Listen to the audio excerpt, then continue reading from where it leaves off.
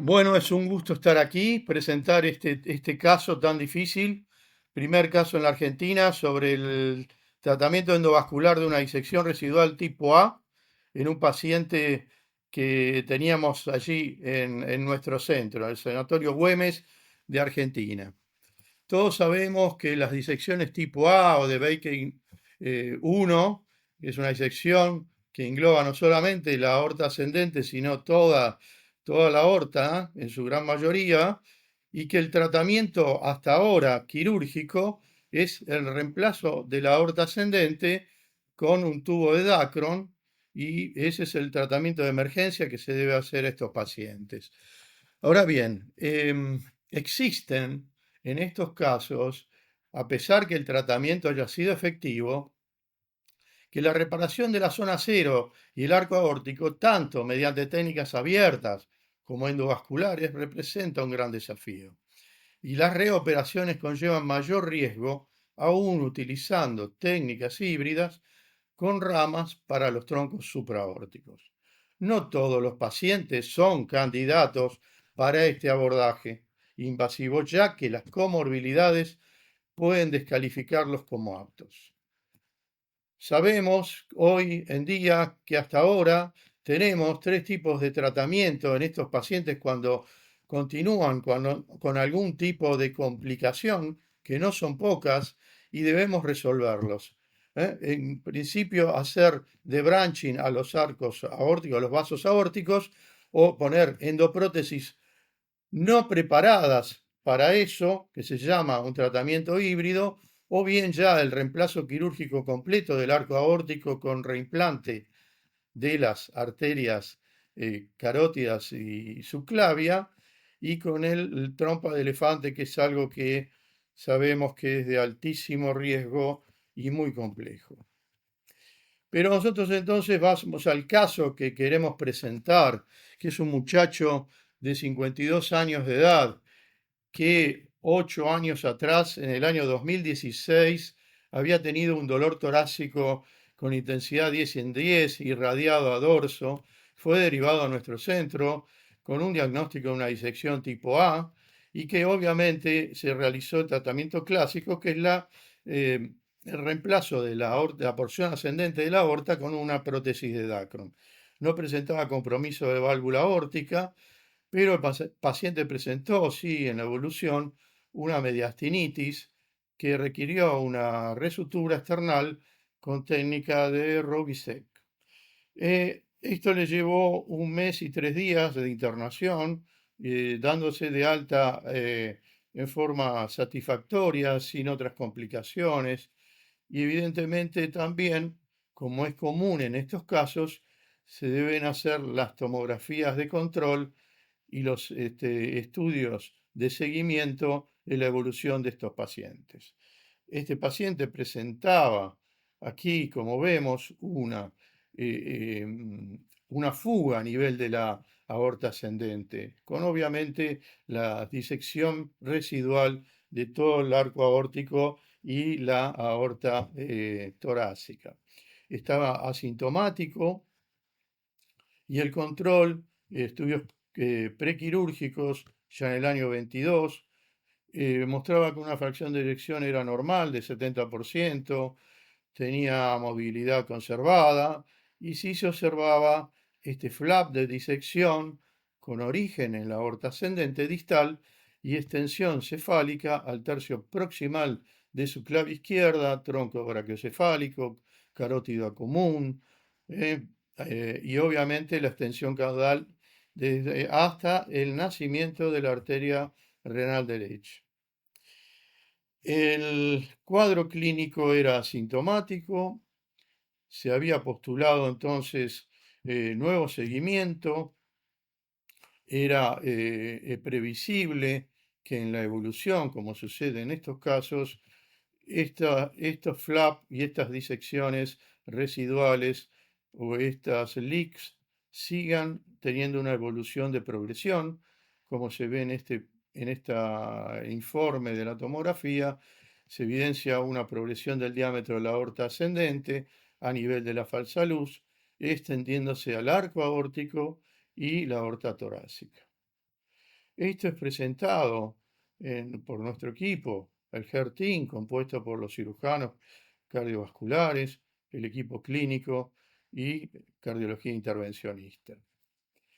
Este es digamos, la decisión que se tomó en ese momento era con un score quirúrgico muy elevado y una tercera reoperación con una opción quirúrgica que descartaba el tratamiento por imposibilidad técnica de realizar el debranching. ¿Cuál era la imposibilidad técnica? En realidad, el tubo de Dacron se había acodado, quedaba poco espacio para de ahí tomar el debranching, las ramas que fueran a los vasos de cuello, y sobre eso tener que depositar y fijar la endoprótesis para tapizar toda la aorta ascendente y el arco aórtico. Eso los cirujanos lo veían muy complejo, que no iban a poder acceder, y entonces el paciente no tuvo y no tenía opción quirúrgica. Esto, la verdad que fue lo que cambió el pronóstico y la posibilidad de darle una solución a este paciente. Gracias a Angiocor y gracias a Endospan, que pudieron poder presentar esta prótesis en la Argentina, que nos daba por ahí la opción de tratar a este paciente, nos abría ya una ventana realmente muy optimista para resolverle la situación a este muchacho de 52 años. Aquí teníamos data clínica y experiencia, una prótesis desarrollada en Israel e implantada en varios países de Europa y con publicaciones que nos daban el estímulo como para, y la confianza como para trabajar en ello. Habíamos tenido la presencia de Tony González en Argentina explicándonos cómo era esta prótesis y cómo se debería implantar. Em, Obviamente con esto, donde mostramos aquí brevemente cómo se compone esta prótesis, con un cuerpo principal que se aloja con una rama en el tronco brachiocefálico y es lo que permite eh, darle circulación a los vasos de cuello, ya que previamente se hace un debranching carótido, carótido, carótido subclavio. Esto, y después ella, digamos, todo el arco aórtico y la aorta torácica, y en el segundo acto se avanza la prótesis de aorta ascendente. Con este esquema hacemos un nuevo HERTIN en el equipo y con el convencimiento de todos de que esta era la mejor resolución para este paciente y que íbamos a proceder a realizar el implante. Entonces, hacemos todos los trabajos que debemos hacer en estos casos, y es enviarle las tomografías al equipo experto compuesto por Alan Abilio y Tony González en España. Ellos recibieron las tomografías de este paciente y tuvimos comunicación desde Zoom a buscarle, digamos, la solución y nos mostraron que realmente tenía muchas condiciones para hacerse, salvo una muy grave, que era que no teníamos el diámetro necesario de la aorta distal previo al origen del tronco brachiocefálico, necesario para poder realizar el implante, porque el diámetro de esta aorta de este paciente llegaba de 21 a 24 milímetros, no más de eso, y lo necesario que tenemos que saber es que para que se unan los dos cuerpos, tanto el ascendente con el descendente, deben tener una mínimo diámetro de 29 a 30 milímetros, como vemos aquí. Entonces este caso era complejo, teníamos que lograr pensar en cómo adaptarlo para poder avanzar y entre todos pudimos postular dos tipos de tratamiento. Uno era avanzar un stent graft que pudiera alojarse en la aorta ascendente al límite con la salida del tronco brachiocefálico, que este stent graft lograra eh, tener el diámetro, lograra conseguir un diámetro adecuado de 30 milímetros y que con eso pudiéramos seguir adelante. Y el otro era la segunda opción era avanzar un cuerpo de aorta ascendente de la Nexus, posicionarla allí y expandirla luego que tuviéramos protegido ese tejido de la aorta a una probable ruptura. De las dos opciones elegimos la primera. Probablemente nadie estaba seguro de cuál iba a ser la mejor.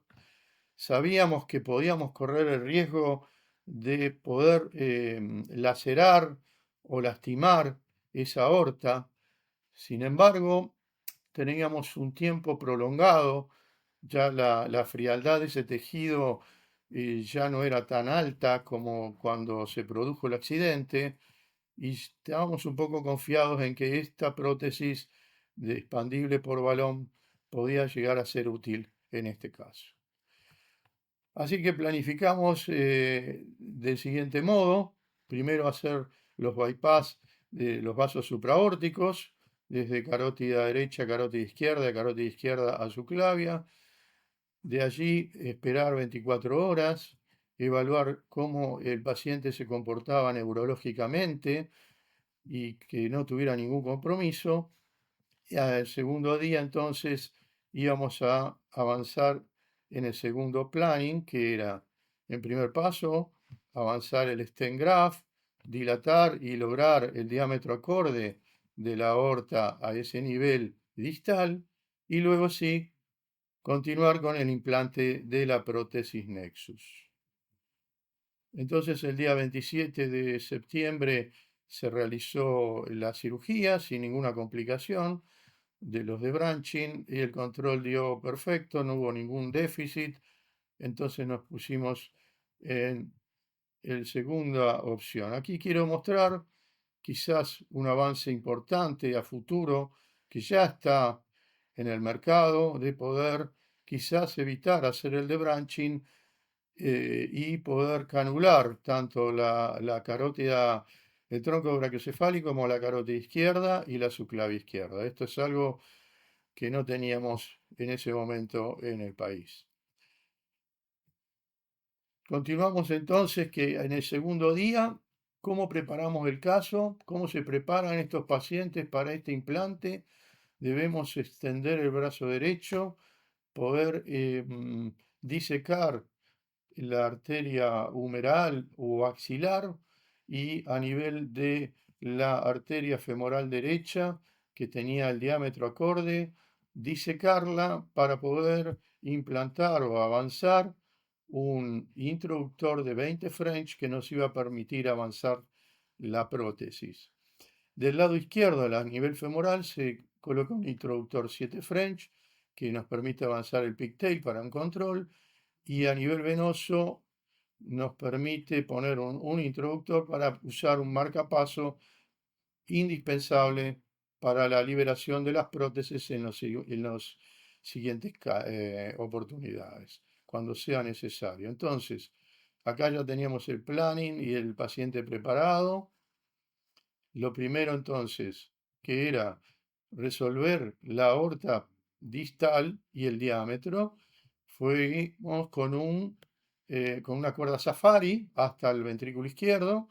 Nosotros conocemos muy bien esta técnica, ponemos muchísimas válvulas y sabemos que esto es algo que lo hacemos con mucha facilidad, por supuesto con un marcapaseo controlado, y allí vemos dilatado el stent graft, que avanzó sin ninguna dificultad y pudo ser implantado en el diámetro adecuado y en el lugar adecuado.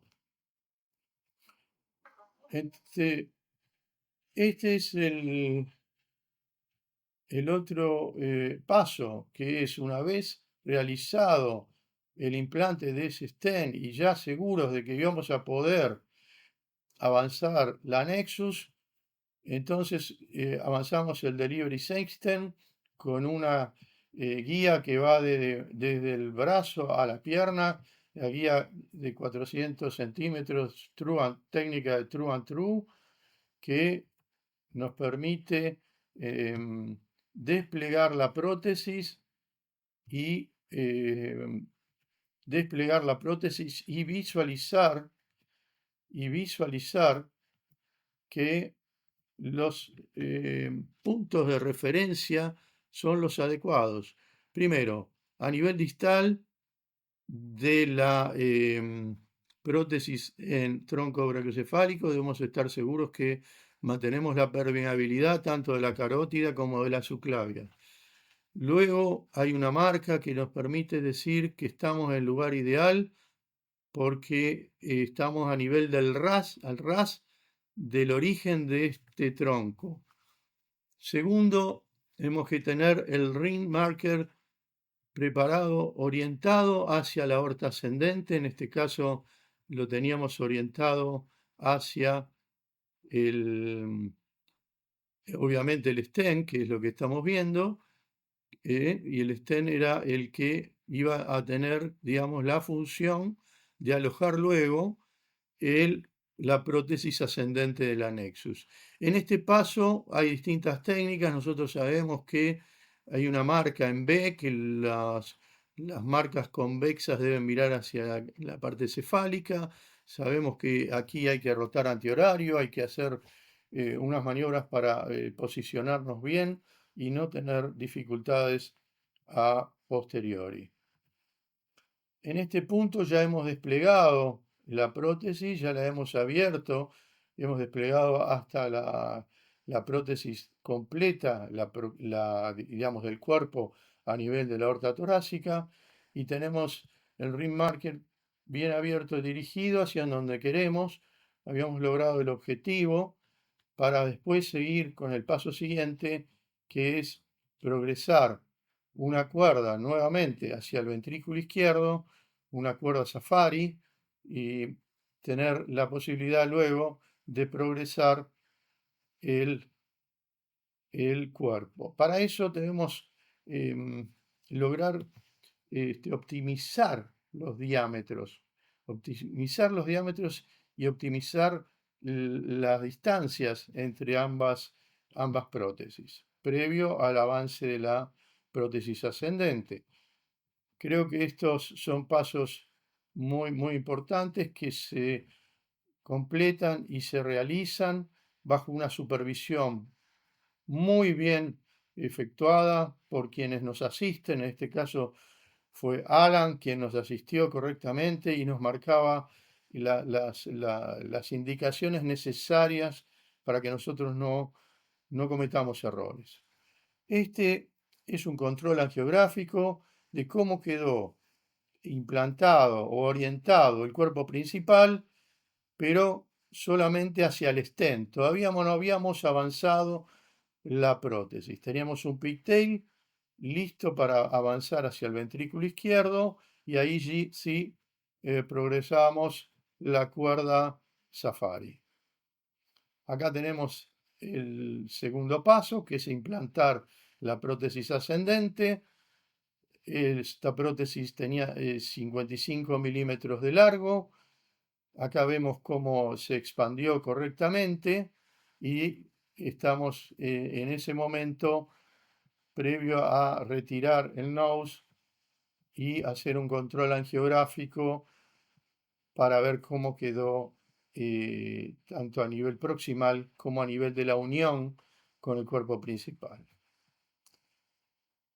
La angiografía mostró que a pesar de haber puesto el cuerpo principal por dentro del stent, existía todavía un leak que nos, ayudados por Alan, ¿sí?, nos marcaba que probablemente ese cuerpo principal había sido más corto de lo necesario. Entonces conseguimos un segundo cuerpo con tamaño más largo, de 70 por 43 y fue el paso siguiente.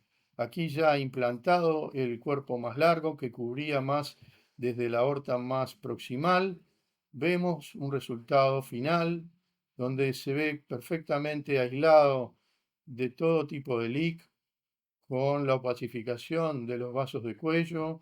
Realmente estamos muy contentos de haber logrado un éxito en este caso. Entonces, este paciente internado el día 27 de septiembre del 24 con un bypass carótido subclavio, con un control neurológico sin complicaciones y con logrado el éxito luego de haber realizado el stent graft y poder acceder luego al implante de la Nexus. El paciente, no más de 3 días de internado, logró irse de alta. Hoy podemos mostrar a 30 días la tomografía de control, donde no hay ningún tipo de leak ni de fuga, y obviamente vamos a ver que si su aorta torácica continúa con esa disección que se agota luego de las arterias renales.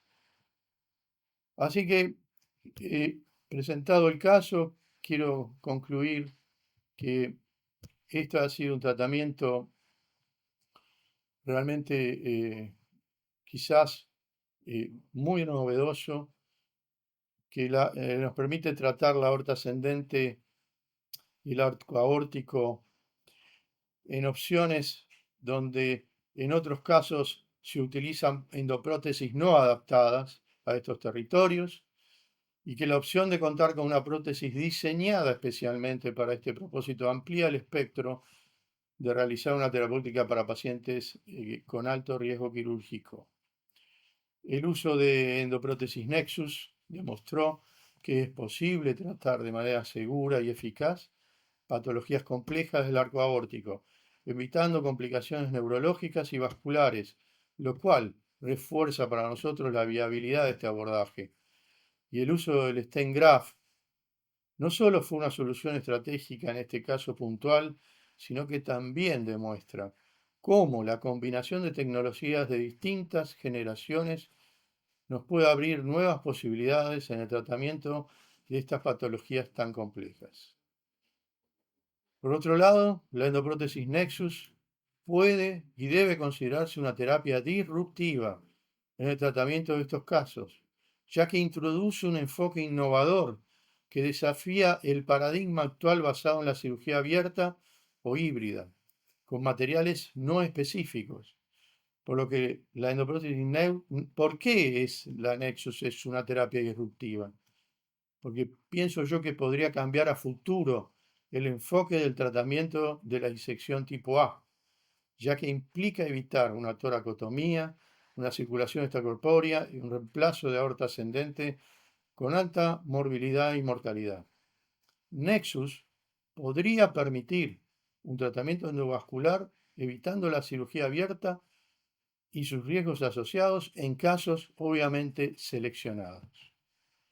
Entonces, como última conclusión, Nexus no solo introduce una innovación técnica de importante valor para pacientes con antecedentes quirúrgicos, sino que también el potencial de transformar el tratamiento de la disección aórtica tipo A en casos seleccionados, redefiniendo la forma en que la medicina aborda esta patología por reducción de complicaciones posoperatorias como infección, insuficiencia renal y complicaciones neurológicas, es algo que puede ser a futuro generalizada y que se tiene que validar con evidencia científica y que podría establecer un nuevo paradigma para el tratamiento a futuro de esta patología dentro de las guías.